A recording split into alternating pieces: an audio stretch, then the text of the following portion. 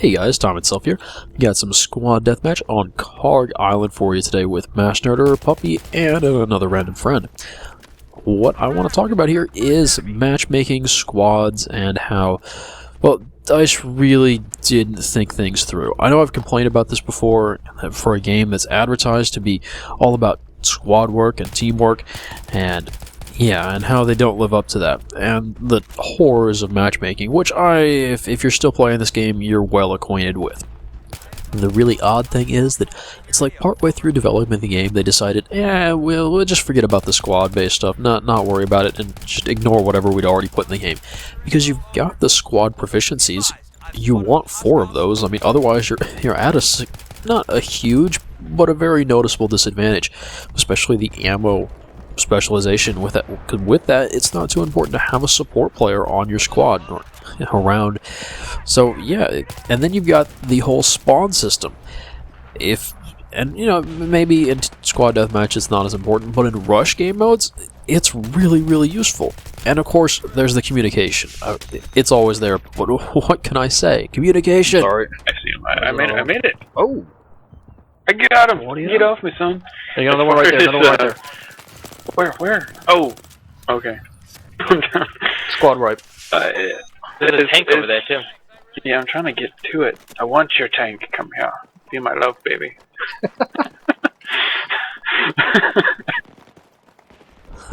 So not only is communication in a squad useful, but it's also kind of funny at times. But the reason I chose a squad deathmatch gameplay to talk about this is because it's the only not 8-player game mode that imposes a limit on the number of squads, and I guess it's because it's kind of a free-for-all sort of thing.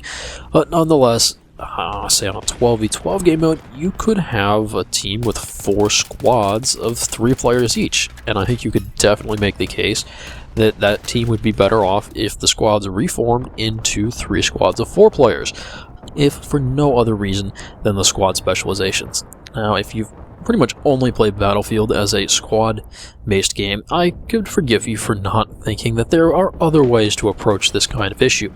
For example, Guild Wars Alliance Battles, a fairly casual game mode. I posted one video of it, just kind of an explanation. Check it out if you like. It's a 12-on-12 game mode where each team of 12 is divided into 3 squads of 4 players.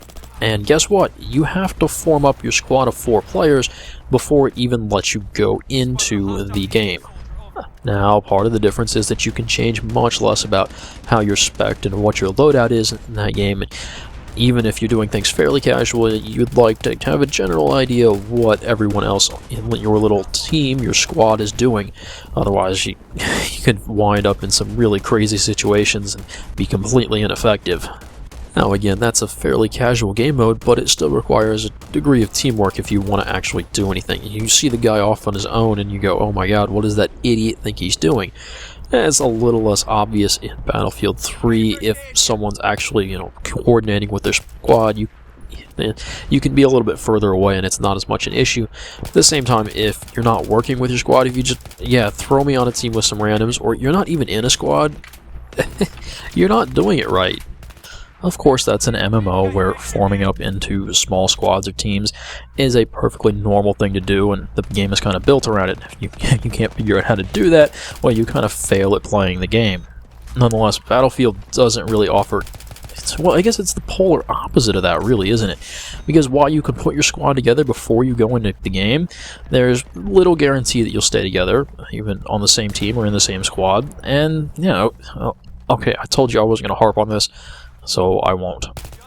So Battlefield 3 not having a between-the-match lobby screen to rearrange squads and allow full squads to join in is obviously part of the issue, but then you realize, well, what about during the game? Do you have full squads leaving? If one person decides, or do you leave that open? And yeah, it's a rough question. You don't want people to play down a player in a squad is rough, but playing down a whole squad, oh heck no. And so yeah, it's a challenging issue. I definitely agree.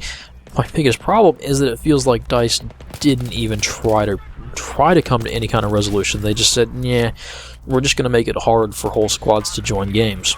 And yeah, that's terrible.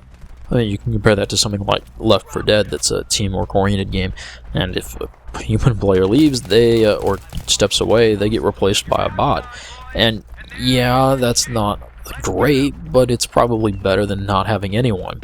And let's face it, teamwork is overpowered. But there is no other way to put it. Just communication, and I'm gonna play some more audio clips here as I run my gun out of ammo. Oh, I just got behind you, one. Things. He's wounded. He's coming up behind you. He wanted my dog tags. Good call out, thank you. He had knife out when I shot him. Oh, poor guy, thinking he's gonna get something good and then getting something. No, bolt-action sniper rifle. Not what I wanted. I'm not terribly good as a bolt-action sniper. The only thing I know how to do is to very carefully wait and choose my shots and try not to get myself killed because I have a gun that's a very, very long-range weapon. I'll step up here and see what counter-sniping I can get done. This is going to mean the gameplay slows down a fair bit, so I'm going to speed sections of it up. Well, in the end, I'd say Battlefield leans pretty far to the let's just get a game, any game, started as soon as possible, and doesn't really focus on making sure that the game they're about to start is that the game the players want or is going to be a good game at all. Obviously, these guys are also getting completely outplayed. Most of them came into the game late. They don't really have a chance.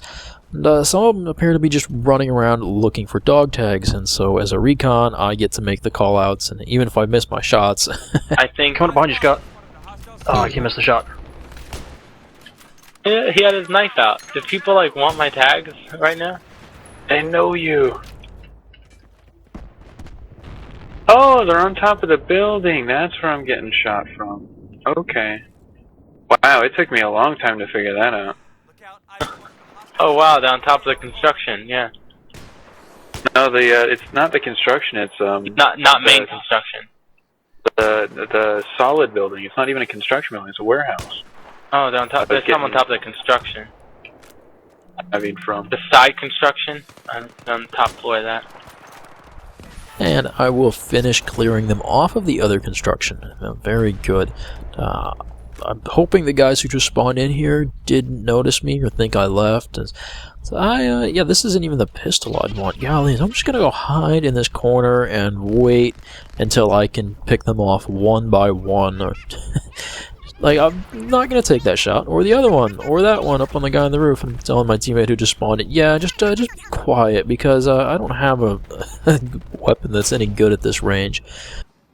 But it's simple stuff like that, you know, be quiet, be sneaky, because I can't be of any use. You know, if we just wait a little bit, I'll get a pair of dog tags. He's an engineer, and that means his weapon doesn't have great range, so I get to choose between the carbine and the sniper. I don't know which one I like better, so I'm going to try to head back to my teammates and provide some recon assistance for them.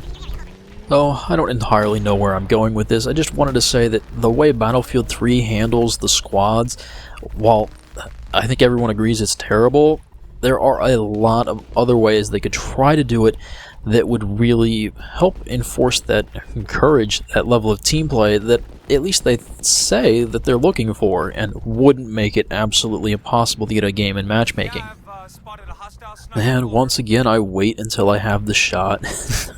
I'm thinking I'm going to get another pair of dog tags here, but I realize he's lining up a shot on my teammate and decide to peg him from behind as he thinks he's about to do the same. That was nice. But what I'm really curious about, what I really want to know more is, I gave you an example of Guild Wars Alliance battles as a squad kind of based game where you've got multiple smaller teams in the larger team as an example of how things can work. But I'm really curious if you guys have any other examples, because I'm sure this is not an isolated kind of thing that people try to do. So how do other games handle this sort of thing? That's what I'm really curious about, and what I really want to hear from you guys. And I'll pop off a few last sniper shots to end the game at 23-1. Not bad for squad deathmatch. Anyway guys, I want to thank you for watching. I hope you enjoyed it, and I will see you later. Somebody shoot! You're fucking dying on me now!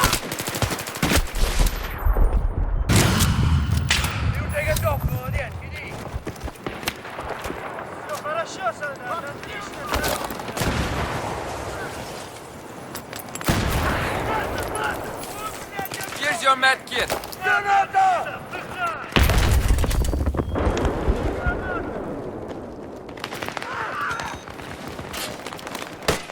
I need new rounds. I need some fucking ammo.